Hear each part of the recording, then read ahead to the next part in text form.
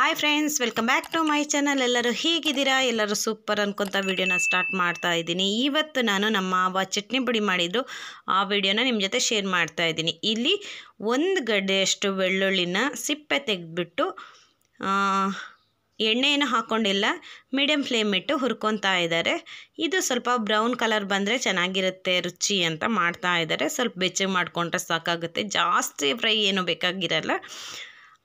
ಇದು ಬೆಳ್ಳುಳ್ಳಿ ಹುರ್ಕೊಂಡಿದ್ದಾಗಿದೆ. ಇವಾಗ ನಂತರ ಒಣ ಕೊಬ್ಬರಿನ ಸ್ವಲ್ಪ ಬೆಚ್ಚಗೆ ಮಾಡ್ಕೊತಾ ಇದ್ದಾರೆ. ಇದೇನು ಜಾಸ್ತಿ ಇದಾಗಬೇಕಾಗಿಲ್ಲ, ಒಂದು 2 ರಿಂದ 3 ನಿಮಿಷ ಚೆನ್ನಾಗಿ ಫ್ರೈ ಆಗಬೇಕಾಗತ್ತೆ ಅಷ್ಟೇ. ಯಾವುದೇ ಇದನ್ನಾದರೂ ಅಷ್ಟೇ ಸೀದೋಗಂಗೆ ಮಾಡಬಾರ್ದು, ಮೀಡಿಯಮ್ ಫ್ಲೇಮ್ ಇಟ್ಕೊಂಡು ನೋಡಿ ಈ ರೀತಿ ತಿರುತ್ತಾ ಮಾಡಬೇಕು. ನನಗಂತೂ ಸ್ವಲ್ಪ ಪೇಷನ್ಸ್ ಕಮ್ಮಿ. ನಮ್ಮ ಮಾವ ನೋಡಿ ನಿಧಾನಕ್ಕೆ ಮಾಡಿ ಚಟ್ನಿ ಪುಡಿ ಅಂತ ತುಂಬ ರುಚಿಯಾಗಿ ಬಂದಿತ್ತು. ಸ್ವಲ್ಪ ಖಾರ ಇತ್ತು, ಬೆಲ್ಲ ಹಾಕಿದ್ಮೇಲೆ ಎಲ್ಲ ಕರೆಕ್ಟಾಗಿತ್ತು, ತುಂಬ ಚೆನ್ನಾಗಿ ಬಂದಿತ್ತು. ನೀವು ಮನೇಲಿ ಟ್ರೈ ಮಾಡಿ.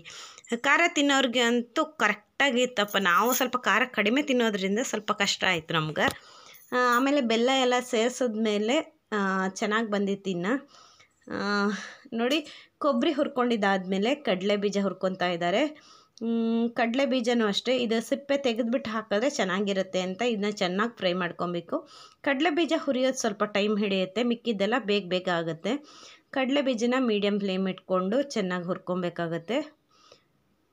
ಚಟ್ನಿ ಪುಡಿ ಮಾಡಿದ್ರೆ ನೀವು ಅನ್ನ ಜೊತೆ ಆಗಲಿ, ಚಪಾತಿ ಜೊತೆ ಆಗಲಿ, ಅನ್ನಕ್ಕೆ ತುಪ್ಪ ಹಾಕ್ಕೊಂಡು ಬಿಸಿ ಅನ್ನಕ್ಕೆ ಚಟ್ನಿ ಪುಡಿ ಜೊತೆ ತಿಂದರೆ ಅಂತೂ ಅದರ ಮಜಾನೇ ಬೇರೆ. ನನ್ನ ಮಗ ಅಂತೂ ಇವಾಗಲೂ ಅಷ್ಟೇ, ನಾನು ಇಷ್ಟು ಚಟ್ನಿ ಪುಡಿ ಇದ್ರೂ ಅವ್ನಿಗೆ ಹಾಕ್ಕೊಟ್ರೆ ಅವ್ನು ಚೆನ್ನಾಗಿ ತಿಂತಾನೆ. ಬಿಸಿ ಅನ್ನ ತುಪ್ಪ ಚಟ್ನಿ ಪುಡಿ ಹಾಕಿದ್ರೆ ಇಷ್ಟಪಟ್ಟು ತಿಂತಾನೆ. ಈ ಸಾರುಗಳಿಗಿಂತ ಅದನ್ನೇ ಸ್ವಲ್ಪ ಜಾಸ್ತಿನೇ ಇಷ್ಟಪಡ್ತಾನೆ ಅನ್ಕೊಬೋದು. ಇಲ್ಲಿ ಕಡಲೆ ಬೀಜ ಹುರ್ಕೊಂಡಿದ್ದಾಗಿದೆ. ಒಣಮೆಣ್ಸಿನ್ಕಾಯಿನ ಹಾಕ್ಕೊತಾ ಇದ್ದಾರೆ. ಒಣಮೆಣ್ಸಿನ್ಕಾಯಿನೂ ಅಷ್ಟೇ. ಮೈನ್ ಏನು ಗೊತ್ತಾ, ಈ ಹೊರಗಡೆ ಎಲ್ಲ ಅಡುಗೆಗಳು ಮಾಡ್ತಾರಲ್ಲ ಅವರೆಲ್ಲ ಈ ತೋಟ ಆ ಥರದಲ್ಲಿ ತೆಗಿಯೋದೇ ಇಲ್ಲ, ಕ್ಲೀನ್ ಮಾಡಿ ನೋಡಿರ್ತಾರೆ ಅಷ್ಟೇ. ಈ ತೋಟದಲ್ಲಿರೋ ಅಂಥ ಇದು ಯಾವುದ್ರಲ್ಲೂ ಇರಲ್ಲ. ನಾವೆಲ್ಲ ತೋಟ ಬಿಡಿಸಿ ಇದು ಮಾಡಿದ್ರೆ ಅದರಲ್ಲಿ ಏನೂ ಬರಲ್ಲ. ಅದನ್ನು ಸಮೇತ ಹಾಕಿದ್ರೆ ತುಂಬ ಚೆನ್ನಾಗಿರುತ್ತೆ. ಖಾರನೂ ಅಷ್ಟೇ, ಮೇನ್ ತುಂಬ ಚೆನ್ನಾಗಿ ಬರ್ತೈತೆ, ಫ್ಲೇವರ್ ಆಗಲಿ ಎಲ್ಲನೂ ಅಷ್ಟೇ. ನಾವು ಅದೇ ರೀತಿ ಮಾಡೋಣ ಅಂತ ಹಾಗೆ ಮಾಡ್ತಾಯಿದ್ದೀವಿ. ಚಟ್ನಿ ಪುಡಿ ಅಂತೂ ಸಖತ್ತಾಗಿ ಬಂದಿತ್ತು, ಎಲ್ಲರೂ ಇಷ್ಟಪಟ್ಟಿದ್ರು. ಇವನ್ ನಮ್ಮ ಆಂಟಿ ಮನೆಗೆ, ನಮ್ಮ ಅತ್ತಿಗೆ ಮನೆಗೆ ಎಲ್ರಿಗೂ ಕಳಿಸಿದ್ವಿ. ಸ್ವಲ್ಪ ಜಾಸ್ತಿ ಮಾಡಿರಲಿಲ್ಲ, ಮಾಡಿರೋದ್ರಲ್ಲೇ ಸ್ವಲ್ಪ ಎಲ್ರಿಗೂ ಕಳಿಸಿದ್ವಿ. ತುಂಬ ಚೆನ್ನಾಗಿತ್ತು ಅಂತ ಇದ್ರು. ನಮ್ಮ ಮಾವ ಮಾಡಿರೋದು ತುಂಬಾ ಚೆನ್ನಾಗಿ ಬಂದಿತ್ತು. ಇದಕ್ಕಿಂತ ಮುಂಚೆ ಒಂದು ಸರಿ ಮಾಡಿದರು, ಅದಕ್ಕೆ ಈ ಸರಿ ಇನ್ನೊಂದು ರೌಂಡ್ ಮಾಡವ್ರೆ, ಅದನ್ನು ವೀಡಿಯೋ ಮಾಡಿದ್ದೀನಿ. ತುಂಬ ಚೆನ್ನಾಗಿ ಬಂದಿತ್ತೆ. ಮೆಣಸಿನ್ಕಾಯಿ ಸ್ವಲ್ಪ ಖಾರ ಇತ್ತು ಬಿಟ್ಟರೆ ಖಾರ ತಿನ್ನೋರಿಗೆ ಅದೇನು ಇದಾಗಲ್ಲ. ನಂತರ ಇಲ್ಲಿ ಕಡಲೆ ಬೀಜನ ಹುರ್ಕೊತಾ ಇದ್ದಾರೆ. ಇದು ಅಷ್ಟೇ ಸ್ವಲ್ಪ ಬ್ರೌನ್ ಬರೋವರೆಗೂ ಹುರ್ಕೊಂಡ್ರೆ ಸಾಕು. ಆಮೇಲೆ ಕಡಲೆಬೇಳೆ ಆದಮೇಲೆ ಉದ್ದಿನಬೇಳೆನ ಚೆನ್ನಾಗಿ ಹುರ್ಕೊತಾ ಇದ್ದಾರೆ. ಇಲ್ಲಿ ನಾವು ಉದ್ದಿನಬೇಳೆ ಆಗಲಿ ಅರ್ಧ ಕಪ್ನಷ್ಟು ಅಷ್ಟೇ ಹಾಕಿದ್ದೀವಿ, ಸ್ವಲ್ಪನೇ ಮಾಡಿರೋದ್ರಿಂದ. ಕೊಬ್ಬರಿ 2.5 ಕಪ್ನಷ್ಟು ಹಾಕಿದ್ದಾರೆ, ಮೆಣಸಿನ್ಕಾಯಿ 1 ಕಪ್ನಷ್ಟು, ಆಮೇಲೆ ಅರ್ಧ ಕಪ್ನಷ್ಟು ಉದ್ದಿನಬೇಳೆ, ಕಡಲೆಬೇಳೆ, ಸ್ವಲ್ಪ ಹುಣಸೆಹಣ್ಣನ್ನು ಹಾಗೆ ಬೆಚ್ಚಗೆ ಮಾಡ್ತಾ ಇದ್ದಾರೆ. ಎಲ್ಲ ಬಿಸಿ ಮಾಡ್ಕೊತಾ ಇದ್ದೀವಿ, ಒಂದೊಂದು ಬಿಸಿ ಮಾಡ್ಕೊತಾ ಇದ್ದೀವಿ. ನಂತರ ಇದಕ್ಕೆ ಮೇಯ್ನ್ ಇಂಗ್ರೀಡಿಯೆಂಟ್ಸ್ ಅಂದರೆ ಕರಿಬೇವು ಸ್ವಲ್ಪ ಜಾಸ್ತಿ ಹಾಕಿದ್ರು ಚೆನ್ನಾಗಿರುತ್ತೆ.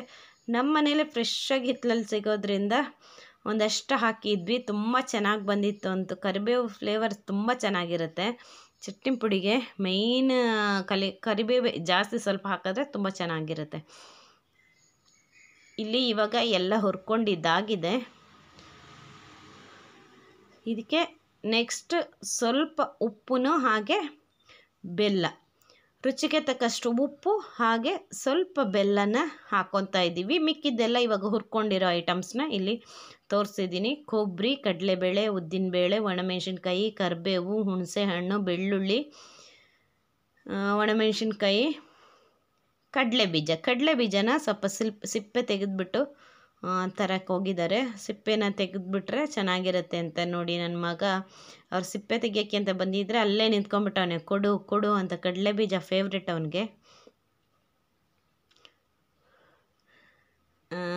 ಕೊಟ್ಟಿದ್ದನ್ನೆಲ್ಲ ಕೆಳಗಡೆ ಹಾಕ್ತಾ ಇದ್ದ, ಆಮೇಲೆ ಬೇರೆ ಕೊಟ್ಟು ತಿಂತಾ ಇದ್ದ ಅವ್ನ ಪಾಡ್ಗೆ. ಅವ್ನ ಕಡಲೆ ಬೀಜ ಅಂದರೆ ಇಷ್ಟ ಆಗುತ್ತೆ.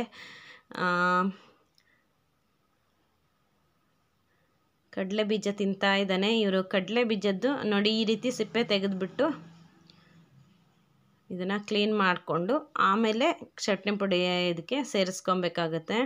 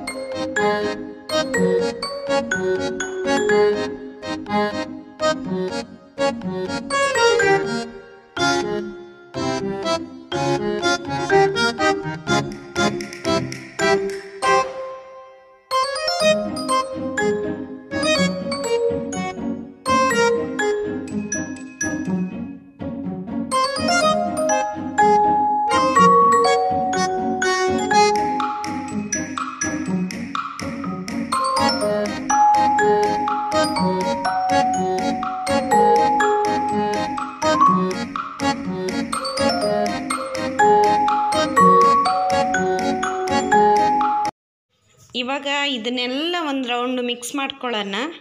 ಎಲ್ಲ ಮಿಕ್ಸ್ ಮಾಡಿಕೊಂಡು ಮಿಕ್ಸಿ ಜಾರಲ್ಲಿ ಗ್ರೈಂಡ್ ಮಾಡ್ಕೊತಾ ಇದ್ದೀನಿ. ನೀವು ಬೇಕಾದ್ರೆ ಜಾಸ್ತಿ ಮಾಡೋಂಗಿದ್ರೆ ಹೊರಗಡೆ ಹೋಗಿ ಪುಡಿ ಮಾಡಿಸ್ಕೊಂಬರ್ಬೋದು. ನಾನು ಇದು ಸ್ವಲ್ಪ ಆರಿದ್ಮೇಲೆ ನಾನೇ ಮಿಕ್ಸಿ ಜಾರಲ್ಲಿ ಪುಡಿ ಮಾಡ್ಕೊಂಡಿದ್ದೀನಿ. ತುಂಬ ಚೆನ್ನಾಗಿ ಬಂದಿತ್ತು ಚಟ್ನಿ ಪುಡಿ ಅಂತೂ. ಕಲರು ಅಷ್ಟೇ ತುಂಬ ಚೆನ್ನಾಗಿ ಬಂದಿತ್ತು. ರುಚಿ ಅಂತೂ ಸೂಪರಾಗಿತ್ತು. ನೀವು ಖಾರ ಸ್ವಲ್ಪ ಕಮ್ಮಿ ಯೂಸ್ ಮಾಡೋರಾಗಿದ್ದರೆ ಮೆಣಸಿನ್ಕಾಯಿನ ಸ್ವಲ್ಪ ಕಮ್ಮಿ ಹಾಕ್ಕೊಳ್ಳಿ ಅಷ್ಟೇ. ಚಟ್ನಿ ಪುಡಿ ವಿಡಿಯೋ ನೋಡಿದ್ರಲ್ಲ, ನಿಮ್ಗೆಲ್ರಿಗೂ ವಿಡಿಯೋ ಇಷ್ಟ ಆಗಿದೆ ಅಂದ್ಕೊತೀನಿ. ಇಷ್ಟ ಆಗಿದೆ ಒಂದು ಲೈಕ್ ಕೊಡೋದನ್ನ ಮರಿಬೇಡಿ. Thank you for watching.